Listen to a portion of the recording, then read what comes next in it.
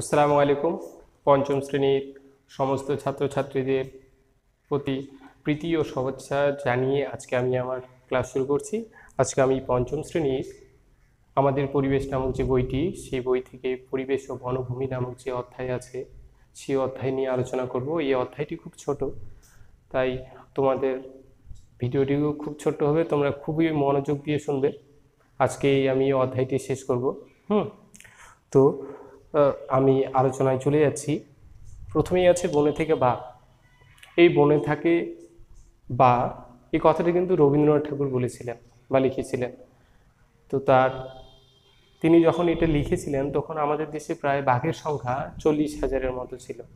কিন্তু দিন দিন বাঘের সংখ্যা কমতে কমতে আজকে বাঘের সংখ্যা এত কম হয়ে গেছে যে 2,000-এরও কম। কত দুঃখের বিষয়, তাই না? তো এছাড়াও বনে বাঘ ছাড়াও যে আর কি কি থাকে সেগুলো কিন্তু আমরা এবার জানবো। যেমন হচ্ছে বন কি নিয়ে তৈরি হয়? গাছপালা, পশু পাখি, জলভূমি, পোকামাকড়, নানা ধরনের জীবজন্তু, এই সমস্ত কিছু নিয়ে তো বনভূমি, তাই না?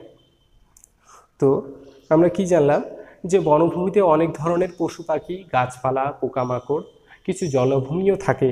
তো এই বিভিন্ন ধরনের বিভিন্ন ধরনের যে বনভূমি আছে, নানা জায়গায় অনেক ধরনের বনভূমি আছে। এই বনভূমির মধ্যে কি বিভিন্ন ধরনের গাছ আছে। প্রত্যেকটা বনভূমিতে সেখানকার পশু যেগুলো আছে, জীবজন্তু যেগুলো আছে, সেগুলো কিছু কিছু আলাদা, আবার কিছু কিছু একই। তো সেই সমস্ত কিছু একটু অল্প কিছু আমরা একটু জেনে নিই। যেমন সুন্দরবন অঞ্চলে আমরা দেখতে পাই সুন্দরী, গোরান, তারপর হচ্ছে হেতাল, কেওড়া, ধানি ঘাস, এই সমস্ত উদ্ভিদগুলো আবার দেখতে পাই। আবার এখানে যেমন দেখা যায় জীবজন্তুর হিসেবে এখানে যেমন দেখা যায় বাঘ, কুমির, কচ্ছপ, বিভিন্ন প্রজাতির মাছ, সাপ, ব্যাঙ, বুনো শুয়োর, বানর, হরিণ, মেছো বেড়াল, এই সমস্ত কিছু। আবার পাইন বনে যেমন দেখা যায় পাইন গাছ, ওক, ফার, বার্চ, রেডোডেনড্রন, এই সমস্ত কিছু গাছ দেখা যায়। আবার এখানে বিভিন্ন ধরনের জীবজন্তুর মধ্যে চিতাবাঘ দেখা যায়। চিতাবাঘ অবশ্যই তোমরা হয়তো দেখেছো টিভিতে, হ্যাঁ, বা চিড়িয়াখানায় কোথাও দেখেছো। তারপর হচ্ছে কালো ভাল্লুক, লাল পান্ডা, পাখি, বিভিন্ন প্রজাতির এখানেও কিন্তু দেখা যায়। তো বিভিন্ন বনভূমির কিন্তু বিভিন্ন ধরনের গাছ আর বিভিন্ন ধরনের পশু পাখি, বিভিন্ন ধরনের মাছ, বিভিন্ন ধরনের পোকামাকড়। তো আজকে এবার জানবো বনে থেকে কি কি পাই। আচ্ছা, বন থেকে যে গাছ থাকে, সেই গাছ থেকে আমরা কি পাই? কাঠ পাই, মোম পাই, মধু পাই, তাই না? আরও অন্যান্য যেমন ভেষজ উদ্ভিদ আছে, সেই ভেষজ উদ্ভিদগুলো থেকে আমরা আমাদের রোগ নিরাময়ের কাজে দেয়, তাই না? যেমন হচ্ছে পুদিনা পাতা, তারপর হচ্ছে যেমন হচ্ছে বেদানা, তারপর হচ্ছে উইলো গাছের ছাল, এগুলো হচ্ছে বেদানা, যেমন আমাদের কি রোগ প্রতিরোধ ক্ষমতা বাড়ায়। যেমন হচ্ছে উইলো গাছের ছাল আমাদের বেদনা নাশক ওষুধ হিসেবে কি ব্যবহৃত হয়, তাই না? তো এই ধরনের বিভিন্ন ধরনের ভেষজ উদ্ভিদ কিন্তু আমরা এই বন থেকেই পেয়ে থাকি। আরও অনেক কিছু আছে বন থেকে কি কি পাই। হ্যাঁ, এই সমস্ত কিছু নিয়ে তোমরা কিন্তু তোমাদের একটা হোমওয়ার্ক দিচ্ছি আমি, তোমরা কিন্তু একটা খাতায় লিস্ট করবে, সুন্দরভাবে লিস্ট করবে কোন কোন বনে কি কি ধরনের ভেষজ উদ্ভিদ বা আরও কি কি আমরা পাই। সেটা কিন্তু অবশ্যই তোমরা খাতায় একটা নোট করবে, এবং আমাকে কিন্তু যখন ক্লাসে আসবে তখন কিন্তু অবশ্যই আমি সেটা দেখব। হ্যাঁ, এরপর চলে আসছি বন থেকে কি কি পাই। হ্যাঁ, এটা তো বললাম বন থেকে কি কি পাই, এই আলোচনাটা কিন্তু আমাদের শেষ হয়ে গেল। আর বনে থাকে বাঘ, এটাও কিন্তু শেষ হয়ে গেছে। এরপর আমরা জানবো হারিয়ে যাওয়া বন আর নতুন বন। আমাদের পৃথিবীতে সব থেকে বড় বন কোনটা জানো? তৈগা। আমাদের পৃথিবীতে সব থেকে বড় বন হচ্ছে কি? তৈগা। আমি লিখে দিচ্ছি, হ্যাঁ, এটা কিন্তু মনে রাখবে, খুবই গুরুত্বপূর্ণ কোয়েশ্চিন।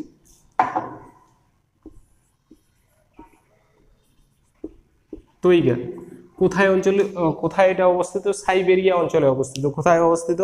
সাইবেরিয়া অঞ্চলে এটা অবস্থিত। আর আরও একটা জিনিস কিন্তু জানোয়ারের বিষয়ে আমি তোমাদের বলছি, পৃথিবীতে যত সংখ্যক কি পোকামাকড় আছে কিনা, বিভিন্ন ধরনের যেগুলো পতঙ্গ বলা হয় এক কথায়, বিভিন্ন যেসব পোকামাকড় আছে তার মধ্যে প্রায় 80%, কত, প্রায় 80% ক্রান্তীয় বনভূমিতে দেখা যায়। কোথায়? ক্রান্তীয় বনভূমিতে পৃথিবীতে যত রকমের পতঙ্গ বা পোকামাকড় আছে তার প্রায় 80% ক্রান্তীয় বনভূমিতে দেখতে পাই। এটাও কিন্তু খুব গুরুত্বপূর্ণ বিষয়, তোমরা এটা কিন্তু অবশ্যই লিখে রাখবে। আর এখানে আরও কি পাওয়া যায়, 9000-এরও বেশি প্রজাতির, প্রায় 9000-এরও বেশি প্রজাতির এখানে কিন্তু পাখি লক্ষ্য করা যায়। তোমরা কিন্তু এটা অবশ্যই খাতায় নোট করবে। হ্যাঁ, তো এই সমস্ত গুরুত্বপূর্ণ বিষয়গুলো তোমরা অবশ্যই মনে রাখবে এবং এগুলো পরীক্ষায় তোমাদের সেকেন্ড টার্মে কিন্তু আসতে পারে। এরপর চলে আসছি তোমাদের তৃতীয় আলোচনায়, হারিয়ে যাওয়া বন আর নতুন বন। আচ্ছা, এই যে বনভূমি, আমরা আমাদের পৃথিবীর প্রথম অবস্থায় প্রায় স্থলভাগের প্রায় 4/3 প্রায় কিন্তু বনভূমি ছিল। স্থলভাগ আমাদের যতটা আছে আমাদের পৃথিবীতে 4/3 প্রায় বনভূমি ছিল, কিন্তু দিন দিন এই বনভূমি কমে যাচ্ছে। সেই বনভূমি কেন কমে যাচ্ছে? কারণ মানুষ যখন চাষবাস শিখলো, চাষবাস শেখার আগে না, কিন্তু চাষবাস শেখার পর, তোমরা চাষবাস শিখেছে কিভাবে মানুষ, সেটা অবশ্যই ইতিহাসে হয়তো তোমাদের আমাদের পরিবেশ বইটি ঠিকই জেনেছো। কিভাবে চাষবাস যখন শুরু করলো তার ঠিক পরে যখন মানুষের চাষবাসের জন্য জমির প্রয়োজন হলো, তখন তারা কি গাছ কাটতে শুরু করলো। এই গাছ কাটার পর তারপর আস্তে আস্তে কি চাষের জমি বাড়তে লাগলো, কিন্তু গাছ কমতে লাগলো। কিন্তু এমতো অবস্থায়ও গাছ বা বনভূমি ততটা কিন্তু কমেনি। এই কৃষিকাজ শুরু হওয়ার পরও গাছ বনভূমি ততটা কমেনি, অল্প পরিমাণে কাটা হয়েছিল।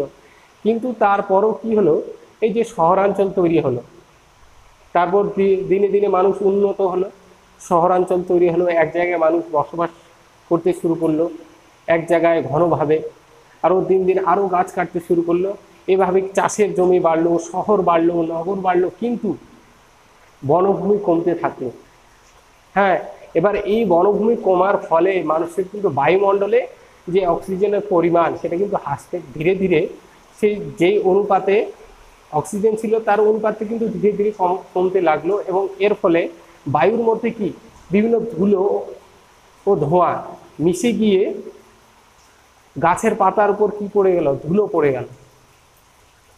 আর তার থেকে যখন বায়ু দূষিত হয়ে গেল কলকারখানা, শহরাঞ্চল, বিভিন্ন ধরনের গাড়ির ধোঁয়া, কলকারখানার ধোঁয়া থেকে, তারপর মানুষের বিভিন্ন ধরনের শ্বাসকষ্ট হলো, যেমন অ্যাজমা, ব্রনকাইটিস, হাঁপানি, এর থেকে মানুষ মরতে শুরু করলো। তারপর মানুষ বনের বা গাছের প্রয়োজনীয় বুঝতে পারলো, তখন মানুষ কিন্তু আস্তে আস্তে ছোট ছোট গাছ লাগাতে শুরু করলো। এবং মানুষ গাছের প্রয়োজনীয়তা বুঝতে পারলো যে গাছের কাঠ থেকে কি কি হয়, গাছ থেকে মধু, মোম পাওয়া যায়, এবং গাছে বিভিন্ন ধরনের ফল পাওয়া যায় যেগুলো আমাদের রোগ প্রতিরোধ ক্ষমতা বাড়ায়। এমন অনেক ধরনের ভেষজ উদ্ভিদ আছে যেগুলো আমাদের ওষুধ তৈরিতে কাজে লাগে।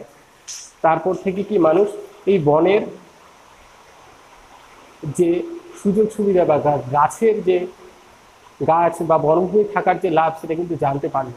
তারপর থেকে মানুষ আস্তে আস্তে ধীরে ধীরে গাছ লাগাতে শুরু করলো। তবুও এখনো দিন দিন কিন্তু গাছের সংখ্যা কমেই যাচ্ছে,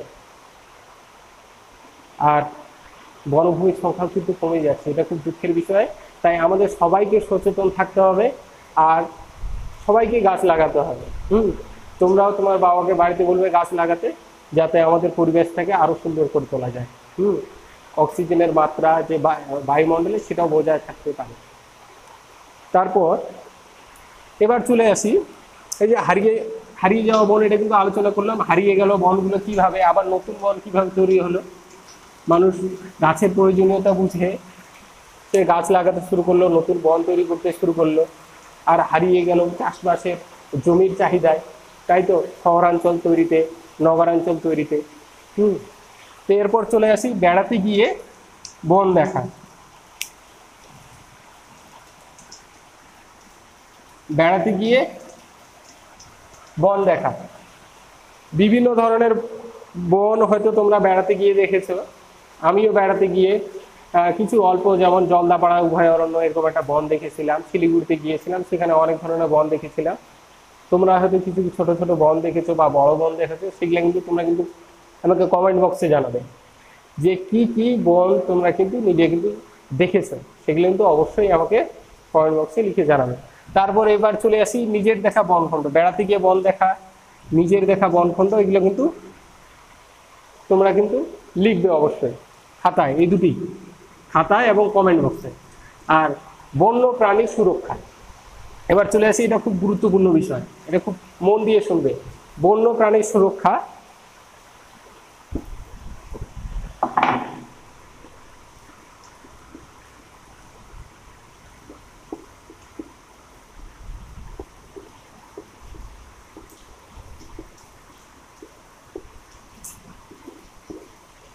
বন্য প্রাণীর কি সুরক্ষা। আমি কি বললাম যে দিন দিন মানুষের শহর নগর তৈরি করতে, চাষের জমি বাড়াতে কি দিন দিন বনভূমি কমে যাচ্ছে। এবার যেসব বন্য প্রাণী বনে থাকতো, যেমন বাঘ, চিতাবাঘ, ভালুক, গন্ডার, হরিণ, সাপ, পোকামাকড়, বিভিন্ন প্রজাতির পাখি, বনভূমি কমে যাওয়ার ফলে তাদের বাসস্থান, তারা যেখানে থাকতো বনভূমিতে, সেটাও কমে যাচ্ছে। ফলে তারা কি শহরাঞ্চলে খাওয়ার জন্য বা কোথায় রাস্তায় বেরিয়ে পড়ছে, এভাবে নানাভাবে তারা কিন্তু দিন দিন হারিয়ে যাচ্ছে, খাদ্যের অভাবে মারা যাচ্ছে। বনভূমি যদি কমে যায়, সেখানে খাদ্যের অভাব, থাকার অভাব, বিভিন্ন অভাবে কিন্তু তাদের সংখ্যা দিন দিন কমেই যাচ্ছে। এর ফলে কি আমাদের খাদ্য শৃঙ্খল, বনভূমির যে খাদ্য শৃঙ্খল, সেটা কিন্তু নষ্ট হয়ে যাচ্ছে। যেমন বাঘের সংখ্যা প্রায় কয়েক বছর আগে, কয়েক বছর আগে প্রায় 40,000 ছিল আমাদের দেশে, কিন্তু এখন বাঘের সংখ্যা প্রায় 2,000-এরও কম। এর ফলে কি আমাদের বনভূমির যে খাদ্য শৃঙ্খল, সেটা কিন্তু নষ্ট হচ্ছে। বাঘ কাদের খায়? তৃণভোজী প্রাণী, যারা গাছকে খায়, ঘাসকে খায়, তাই তো। এদেরকে খেয়ে কিন্তু বাঘ কিন্তু বেঁচে থাকতো, কিন্তু বাঘের সংখ্যা যদি কমে যায়, তবে কি তৃণভোজী প্রাণীর সংখ্যা বেড়ে যাবে। আবার তৃণভোজী প্রাণীর সংখ্যা যদি বেড়ে যায়, তাহলে কি হবে? তাহলে বনভূমির সংখ্যা কিন্তু কমে যাবে। এর ফলে কি খাদ্য শৃঙ্খল নষ্ট হয়ে যাবে। তাহলে প্রত্যেকটি বন্য প্রাণীর সুরক্ষা কিন্তু অবশ্যই প্রয়োজন, তাই না? তো প্রত্যেকটি বন্য প্রাণীর সুরক্ষার তাগিদে আমাদের দেশে অনেক আইন শুরু হয়েছে। সেই আইনগুলোকে আমাদের খুব ভালোভাবে পালন করতে হবে। যেমন আগেকার দিনে কি হতো, মানুষরা বাঁচার তাগিদে বা বীরত্ব দেখাতে, সে কতটা বীর এটা দেখাতে কিন্তু বাঘ শিকার করত, বা বাঁচার তাগিদে কাউকে বাঘে কি করে আক্রমণ করেছে, সেখান থেকে বাঁচার জন্য বাঘ মারতো। এর ফলে কি বাঘের সংখ্যা দিন দিন কমে যাচ্ছে। তাই বন্য প্রাণী মারাকে নিষিদ্ধ করে দেওয়া হয়েছে আমাদের দেশে। তাই এদেরকে, বা বাঘ আর অন্যান্য যেগুলো লুপ্ত প্রায় প্রাণী আছে, যেমন ডোডা পাখি, এই সমস্ত পাখি মাংস খুব সুস্বাদু, তাই এগুলোকে ধরে ধরে কিন্তু মানুষ খেত। তারপর আরো এক ধরনের পাখি আছে, অনেক ধরনের, যেগুলো পালক বিক্রি হতো, খুব দামি দামি পালক, তাদের পালকগুলো খুব সুন্দর ছিল, এরকম অনেক ধরনের পাখি ছিল।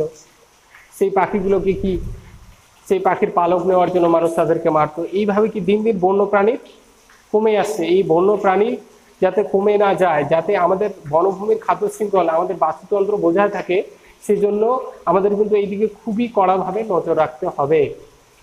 আর নিজেকেও সচেতন, নিজেও কিন্তু এই সমস্ত নিয়মগুলো মানতে হবে।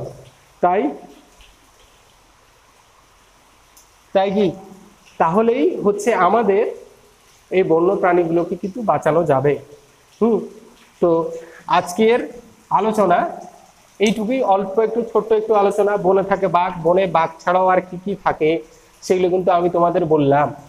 তারপর হচ্ছে বন থেকে আমরা কি কি পাই, কাঠ, মোম, মধু, বিভিন্ন ধরনের ভেষজ উদ্ভিদ, যেগুলো আমাদের ওষুধ তৈরিতে কাজে লাগে। তারপর হচ্ছে হারিয়ে যাওয়া বন আর নতুন বনগুলো কিভাবে হারিয়ে গেল, দিন দিন কিভাবে কমে যাচ্ছে। মানুষের কি চাষবাসের প্রয়োজনে বন কেটে চাষের জমি তৈরি করতে শুরু করলো, শহর নগর তৈরি করতে শুরু করলো। এর ফলে কি হলো, বনভূমি কমে যাওয়ায় মানুষের বিভিন্ন ধরনের অসুবিধার সম্মুখীন হলো, যেমন বায়ু দূষিত হয়ে গেল বলে কি বিভিন্ন ধরনের অসুখ, যেমন হচ্ছে হাঁপানি, অ্যাজমা, ব্রোঙ্কাইটিস এগুলো শুরু হলো, মানুষ মরতে শুরু করলো। এরপর মানুষ বনভূমির প্রয়োজনীয়তার উপলব্ধি করলো, তারপর থেকে মানুষ আবার নতুন বন তৈরি করতে শুরু করলো, এভাবে নতুন বন তৈরি হলো। এবার বিভিন্ন ধরনের বেড়াতে গিয়ে বন দেখা, তোমরা কি কি বন দেখেছো এগুলো আমি তোমাদের লিখতে বলেছি খাতায়, নিজের দেখা বনখণ্ড এগুলো কিন্তু অবশ্যই তোমরা কিন্তু খাতায় লিখবে। আর হচ্ছে বন্যপ্রাণীর সুরক্ষা, এই বন্যপ্রাণীর সুরক্ষা আমরা কেন করব, তাই না? বন্যপ্রাণীর সুরক্ষা কেন করব সেটা আমি তোমাদের বললাম, যে প্রাণীর প্রত্যেকটি প্রাণীর সুরক্ষা দরকার। যেমন আমি তোমাদের বাঘ দিয়ে বুঝিয়ে দিলাম, আরো একবার বুঝিয়ে দিচ্ছি। হ্যাঁ, যেমন হচ্ছে বাঘ, বাঘ হচ্ছে কি একটা সর্বোচ্চ খাদক, বাঘ হচ্ছে কি সর্বোচ্চ খাদক।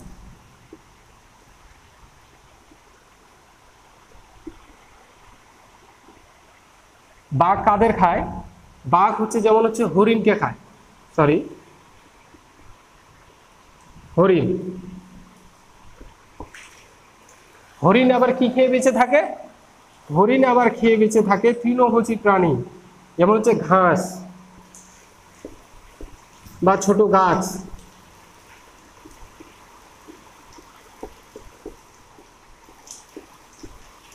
এবার দেখো,